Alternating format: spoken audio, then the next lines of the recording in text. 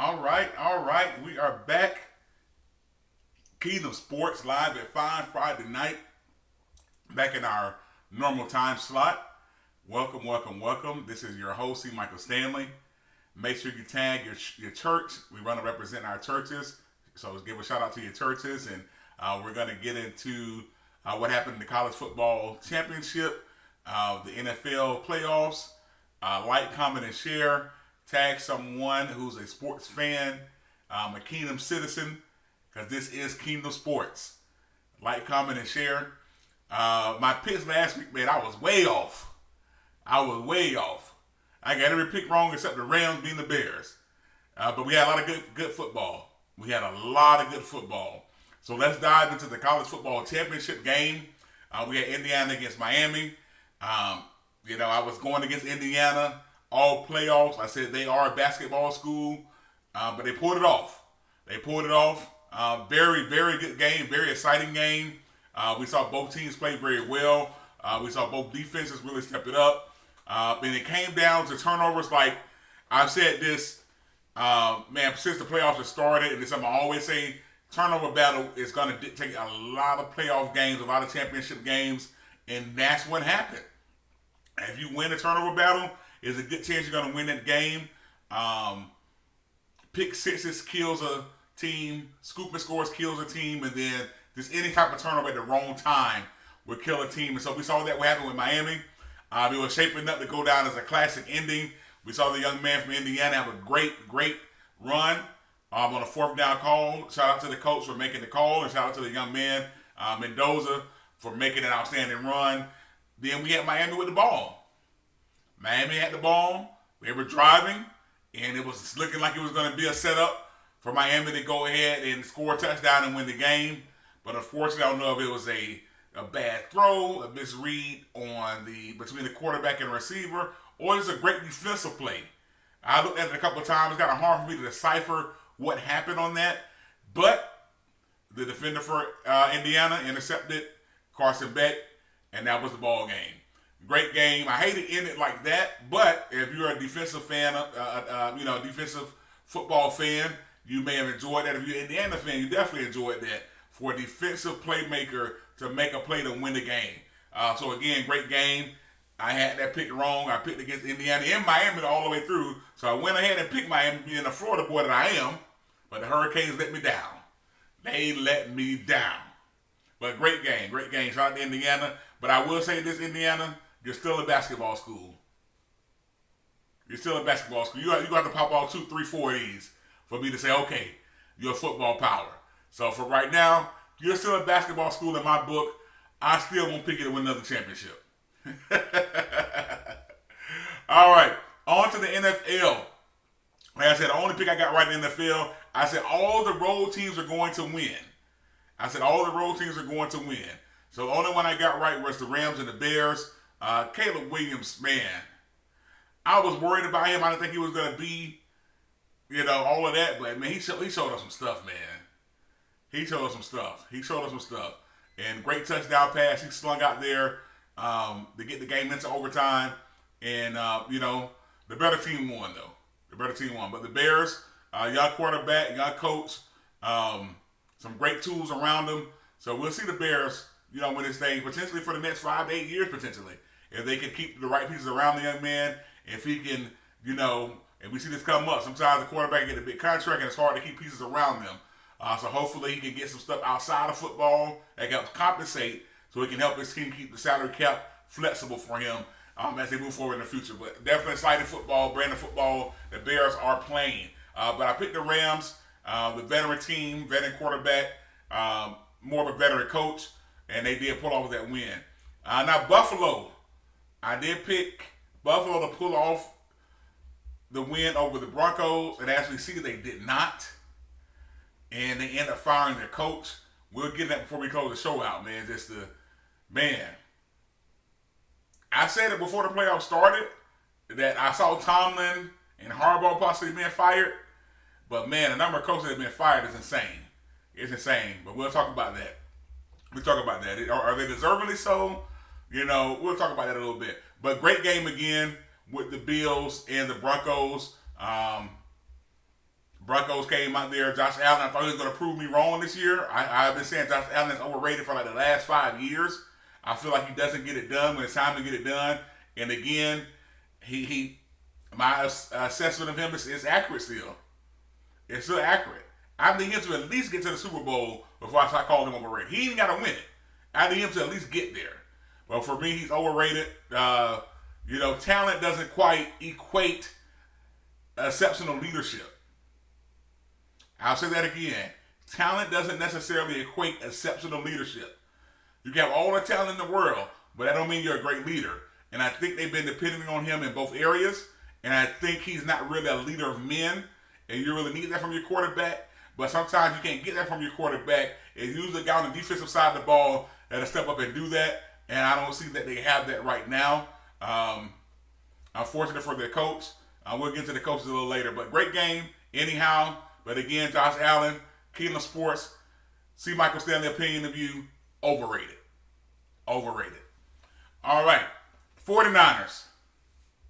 I picked y'all 2 times to beat them stinking Seahawks. And for some reason, y'all couldn't do it. But I give you a pass. I know you're depleted with injuries. Seems like Seahawks is probably the least injured team out of the teams left. Seems like they seem like they got all their guys and they're clicking on all cylinders. So Seahawks with a big win on the 49ers. They beat them in the regular season to get the bye in the NFC West Championship. Then they beat them in the playoff game. I thought the 49ers was going to get them in both games. But I was wrong. Then we had the Mavericks and the Texans. Texans, y'all had the most disappointing showing out of everybody. C.J. Stroud, you disappointed me, sir. I said this at the top of the show when I talked about the college football championship. Turnover battle, if you can win that, you can win the game. For you to come out in the first half and throw that ball away 4 times, it's inexcusable for a professional starting NFL quarterback. I'm sorry, C.J. Stroud. I love you. I appreciate you standing up for the kingdom. I know that you're a man of God, but that's unacceptable, sir. That's unacceptable, sir. Blessings, Jarbro. Blessings, Prophet Stan, and my lovely wife. I see she shouted at her church, Deeper Depths, an announcement of church. Shout out to the Deeper Depths. I love that church. Blessings. But C.J. Stroud, man, that was a tough go at it. I appreciate you coming back in the second half. Trying to make some adjustments, trying to make some things happen. But I really thought you guys were going to take down New England. I feel New England is young. They're upstart. Young quarterback, first-year coach. I really thought you guys were going to be able to do some things because you guys were young. You guys were in that place a few years ago. You as a young quarterback, D'Amico Ryan is a first-year coach. I thought this year you would punch your ticket into the AFC Championship game, but unfortunately those turnovers, it's hard to bounce back from that. It's hard to bounce back from that, especially in the playoff game. So that hurts you. So I was wrong in all my picks except for the Rams. So let's go into, before I go into the picks for this week, let's talk about these coaches. I said Harbaugh was probably going to be going with the Ravens. Then Tomlin, because he beat the Ravens in the regular season, I thought he was safe, but then he lost his playoff game. He was gone. It's been hard for me to even keep up with all these coaches.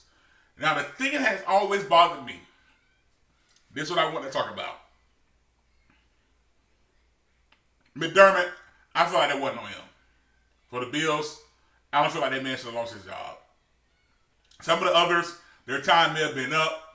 They didn't do enough. But McDermott, I feel like he did enough as a coach for that team.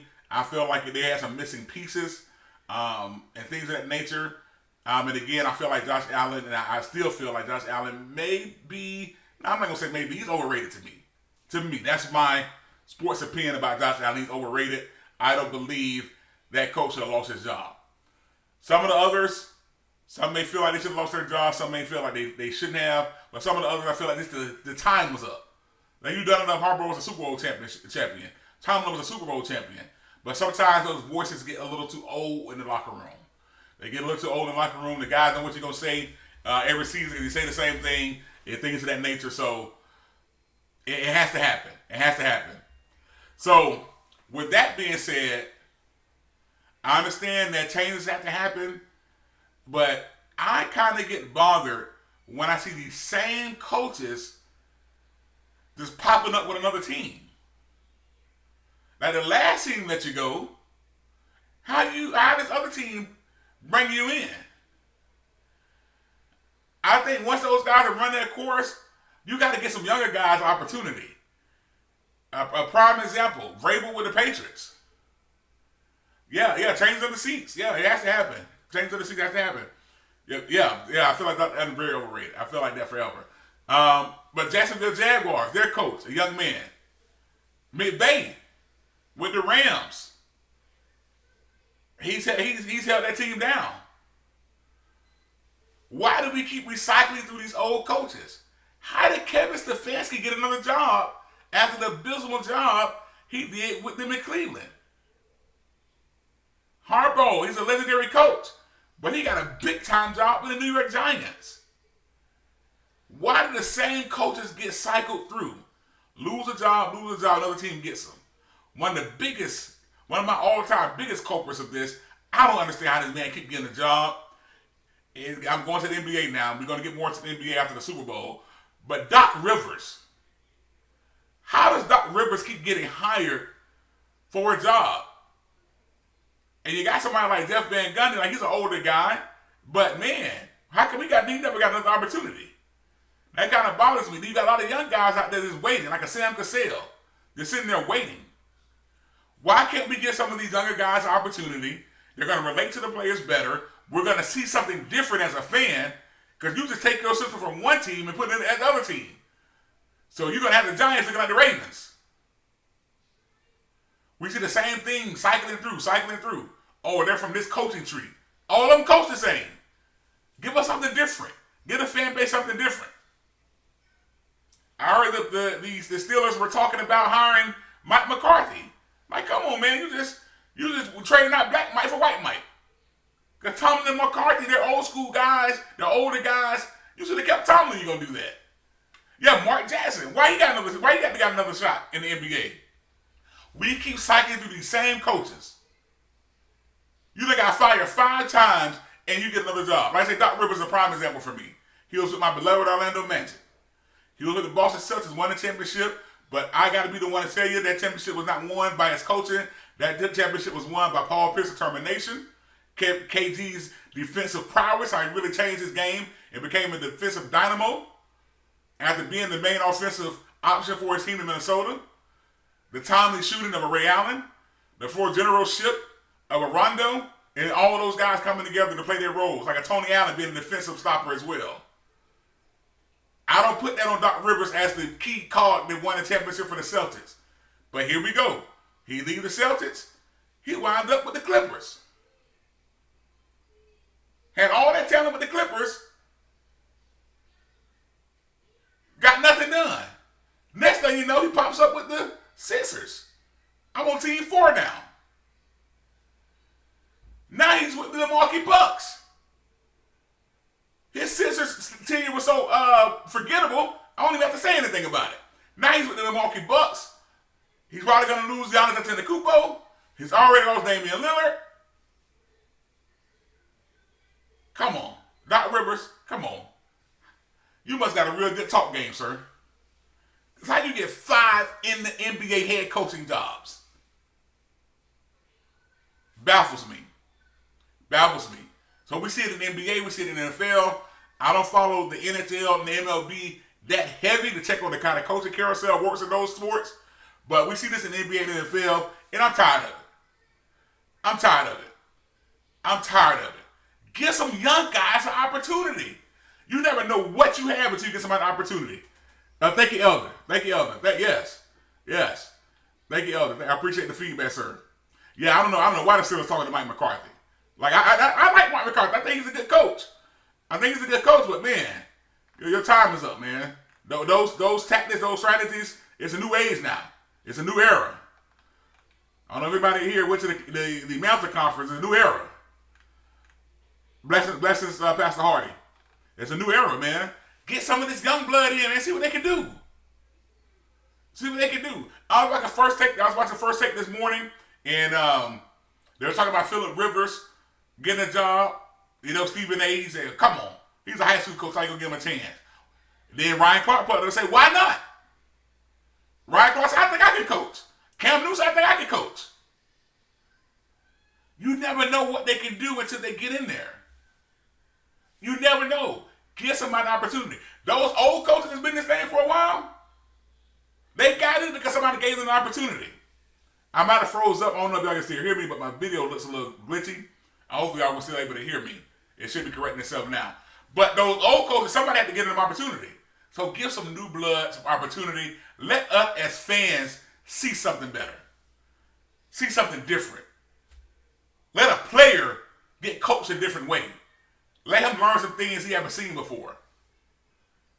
I watched the WNBA and I seen them do, basketball is my favorite sport. But I see some of those women and coaches implementing some plays that I believe will work well in the men's game.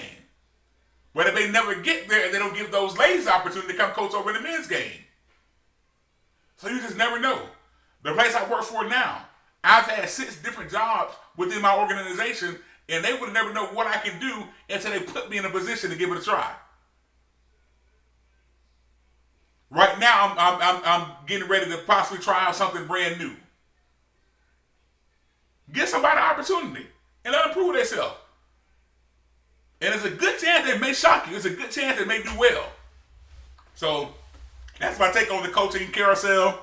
I see you guys enjoyed it. Let's get into these picks. So my time is almost up. I went off a little bit, but I feel like that was needed. Patriots and Broncos. Unfortunately, Bo Nix got injured, and that's unfortunate for the Broncos. I really don't like to go for young quarterbacks this early in their career to have playoff success like that. So we would end up with Bo Nix and Drake May. And with that, I would have looked more towards the coaching. So I got 2 young quarterbacks. Then I got a first-year coach in Vrabel, who's doing a phenomenal job, by the way. Then I have a veteran coach. His name doesn't left it for some reason, but he was the New Orleans Saints coach. I can't think of his name right now. Somebody help me out in the comments. We got a veteran coach there. I just talked noise about the veteran coaches. However, seeing what he did with a young Bo Nix, seeing what he did in New Orleans, and seeing what he's doing now with the Broncos, I would lean towards the Broncos with the coaching edge. Now, we take out Bo Nix, and we're bringing in the backup quarterback, Stidham. We still got Drake May, who's been on fire all year. Great defense on both sides. So what do we do now? From what I'm seeing, a lot of people are picking the Patriots. But I'm going to go ahead and make my upset pick. Give me the backup quarterback leading the Broncos to the Super Bowl. Give me the Broncos over the Patriots in the AFC Championship. You heard it here first on Keenan Sports. Broncos with the upset win over the Patriots with the backup quarterback. And it's not unbelievable. Because we've seen it happen pretty recently with the Philadelphia Eagles, and they had Nick Foles take them to the championship, and we heard from Nick Foles since. So, it can be done. Let's go in the NFC. The Seahawks against the Rams. I don't trust Sam Darnold. I've been saying this since the end of the regular season. He's doing well. He's doing well. Seahawks, like I said, they're the healthiest team. They're like the most complete team. But I just don't trust Sam Darnold. So until he proves me otherwise, I would not pick him in a pressure-packed game. I'm not comfortable picking him in a pressure-packed game. So give me Matty Stafford, veteran QB. Give me Sean McVay, a veteran coach, even though he's still young, because he got an opportunity. And they won a Super Bowl within these last 5 years, if I'm not mistaken. So give me the Rams over the Seahawks and upset pick Broncos over the Patriots. All right, what y'all think? What y'all think before I get out of here? And we'll be back next week to review that pick, review the Super Bowl, do a deep dive into how that's looking for the Super Bowl, and then we'll start talking some NBA as well on next week. And possibly some NCAA. I saw the South Carolina Gamecocks, the women's team, with the upset in overtime. I watched a little bit of that game. Always a great time to watch Donna Staley with her young women. Well coached, basketball execution to its finest, and they were upset last night. And that happens. That's why you gotta love sports, upset. He's a one-trick pony. We'll see. We'll see. But I got the Broncos over the Patriots. We'll see how this thing go now. And again, I got the Rams over the Seahawks. The Rams over the Seahawks. All right, team. That's my time. I appreciate you guys joining me on today. Kingdom Sports. Once again, I'm your host, C. Michael Stanley. Broadcasting live from Kingdom Speaks Network. I forgot to mention that. Founded and operated by my lovely wife, Tawanta Stanley. She's been on here with us on today. But, man, my pitch was jacked up last week. But we'll see how these two picks go for Sunday. So I'm looking forward to it. And I'll say this. I think both games should shape up to be a good game. But it's a possibility one could be a blowout. Just knowing how sports go. But I believe both games are going to be good games for us. And we'll just see how that goes. Super Bowl may possibly not be a good game. But we'll talk about that when we get down to it. All right, y'all. Y'all have a good one.